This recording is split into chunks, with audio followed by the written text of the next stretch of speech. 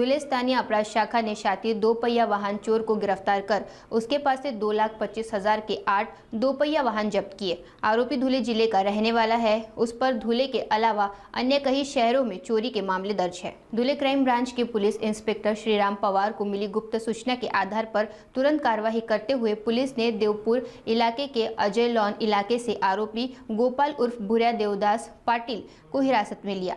Police ने आरोपी से विभिन्न स्थानों से चोरी किए गए 8 2 पहिया वाहन बरामद किए। जांच के दौरान आरोपी ने देवपुर, शिरपुर और मुंबई पुलिस स्टेशन क्षेत्रों में 4 2 पहिया वाहन चोरी के मामलों का खुलासा किया। आरोपी के खिलाफ धुले के अलावा अन्य शहरों में चोरी के कई अन्य मामले दर्ज है। मामले की आगे की जांच जारी है।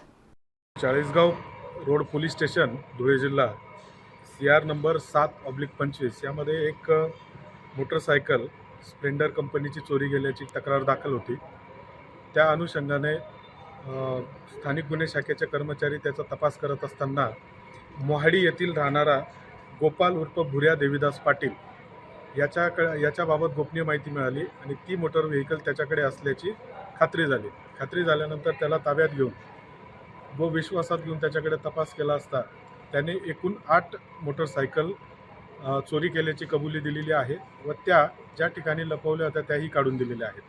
त्यापैकी 8 मोटरसायकलपैकी एक चाळीसगाव रोड पोलीस स्टेशन, दुसरं देवपूर पोलीस स्टेशन, तिसरे शिरपूर शहर पोलीस स्टेशन आणि चौथं पंतनगर पोलीस स्टेशन मुंबई येथील गुन्हे उघडकीस आलेले आहेत व इतरही मोटरसायकल कुठून चोरीला गेलेले आहेत व त्यांचे गुन्हे दाखल आहेत किंवा कसे याचा तपास सुरू आहे।